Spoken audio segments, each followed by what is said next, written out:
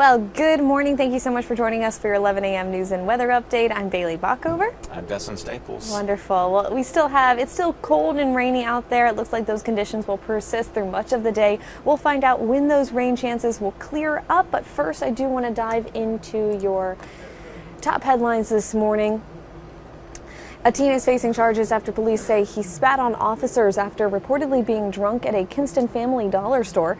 Kinston police say Tuesday around 3:30 p.m. officers were called to the Family Dollar on Plaza Boulevard for a report of a disturbance between a store clerk and an 18-year-old Leslie Darwin.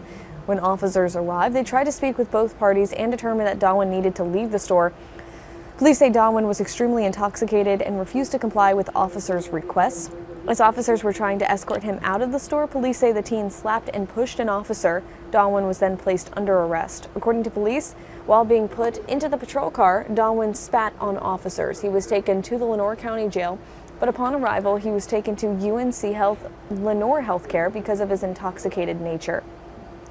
Darwin was charged with the following: 2 counts of assault on a law enforcement officer, malicious conduct by prisoner, trespassing, 3 counts of resisting arrest. After receiving medical treatment, Darwin was taken back to jail, and he posted a $50,000 bond last night.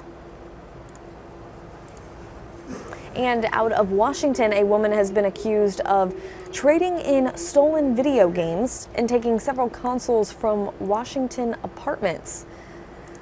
Kendra Albee has been placed under arrest by Washington police officers last night. 33-year-old Albee, according to warrants, broke into 3 apartments on Carolina Avenue in Washington. Albee's address is also listed in court documents for the same complex. Warrants say she stole 3 PlayStation consoles, a Nintendo Switch, work boots, and several video games for the consoles from one of the apartments. Albee is suspected of taking over $1,000 worth of items. The warrants also say Albee traded in stolen video games for cash. Albee is charged with 3 counts of breaking or entering, larceny after breaking and entering, and obtaining property by false pretense. She was taken to the Beaufort County Jail, where she's being held without bond. Those are your 2 newest headlines from around the East, but now let's take a look at our gloomy conditions outside, Dustin. This is just this looks a lot like Tuesday. Mm-hmm. And a lot like we don't want to see going into the weekend. I know. I'm sitting over there in the weather center. I've got all my stuff, so I'm going, oh, I gotta stay awake. I gotta stay outside. It does make you tired. It does make you sleepy. That's probably why I look like I'm ready to go to bed. No, but I will say it's much needed rain though. We've been dry for about 2-3 months on end. We really have. It's helping us out with the drought for sure. Of course, yesterday severe drought disappeared across much of the east as well. Right now, it's dreary, it's wet. A lot of kids and man, y'all had a nice little stretch of getting to sleep in this morning, and now everybody's back at school, and the school day is almost technically halfway done because you get out at 2:30. 3 o'clock. But anyway, right now though, folks out there from their lunch break are trying to do some leisurely traveling, whatever it is. Just watch out again. We could see some isolated ponding of water in some parts of the area. Again, so some hydrolaning could be possible. So take it a little slow and easy there in Washington. One of the minty spots. You're getting some nice heavy rain. We're getting a nice little heavy cell north of Bethel and Fountain, Farmville areas. Picking up that right now back towards Wilson, down towards Nahunta, portions of Kinston there. They got some heavy showers, but back towards the coastline, it's very spotty and light out there as well. But the rainfall the last 24 hours has really helped us out there, especially down towards Craven County, Beaufort County, Onslow County, even Pamlico County as well. Picked up on a good ½ inch. Most of the snow, a lot of you are asking, where's the snow? It's been back towards the state line. That little sliver you see crossing into Virginia, north of Greensville, that may clip portions of Hertford County, maybe Northampton County for a little bit right on the noon, but even that portion towards D.C. is getting a nice winter wonderland. Just more rain for us though. We're just a few degrees too warm for it being all snow.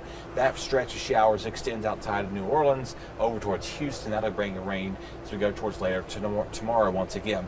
So again, water perspective, the system targeting today, it's going to be hanging around most of the afternoon till we get towards later on tonight. We're finally clearing out, so we'll start off chilly tomorrow morning with those overnight temperatures in the 30s. Not as windy. We are watching another southern system that could bring a clip some of our southern counties tomorrow evening. Most of the area is going to stay overcast at times. So roughly another ½ to 1/4 inch of rain. Expected some heavy downpours. Cannot be ruled out there. Southern Craven County and Pamlico County as well. Moving on now towards your Sunday, we're pretty quiet. We have one football game tonight that's in Jacksonville. As of now, most data supporting the rain is gone by then. We'll see how wet the field is. Obviously, if that game has to get postponed again, of course, we're now heading into the state semifinals. Let's talk about your parades for tomorrow. Obviously, a lot of exciting stuff happening in the morning hours. We're going to be cloudy and chilly from New Bern to Washington. Kinston's parade's at 4:30. Greenville's the JC's parade is at 5 p.m. tomorrow. Looking to be pretty chilly with that as well. More parades heading in tomorrow at 11 in Wilson and 4 p.m. in Grifton. Looking okay. Sunday, though, might be the best of the parades with sunshine, cool weather, a light breeze out there, so definitely good weather for the cocoa and the warm jackets. Needing that for sure. Again, rain jackets likely today. Tomorrow it's going to be spotty, hit or miss, not all day tomorrow. We'll get a bit of a break Sunday. Another system comes out Sunday night and Monday, bringing a few more showers by mid-morning, finally clearing us out. We're going to get cold. Wind chills late Monday to Tuesday, teens and 20s Tuesday, so it's a dangerous cold again. Moving back in our forecast as well. Highs are going to be stuck in the 40s, feels like the 30s. The duration. One more cold night ahead, and then we'll be approaching the 60s by late next week. Yeah, I feel like once we hit those 60s is going to feel warm next week compared to what we're seeing. Summer almost, really. Again, advertised right there, 55, 60. That's where we should be. Not 40s and even 30s right now. This is like January and February cold we're seeing already in December. Yeah, and when we talk about those passing showers tomorrow, what exactly are we looking like? Yeah, so it looks like most of those areas south of Highway 17, closer to the coast, could pick up most of the showers in the afternoon. Gotcha. Inland spots could pick up a shower, maybe portions of Beaufort County, north of maybe Craven County, closer to the Pitt County line, but most of the areas are going to stay just overcast and chilly tomorrow. Alrighty. Well, thank you, Dustin, and thank you all for joining us for your 11 a.m. news and weather update. We'll be back at noon for another round, right? I'll be on noon with Courtney. So You'll be on the noon. I'll be here. Yes. All right. We'll see you then. Enjoy the rest of your day. Stay safe.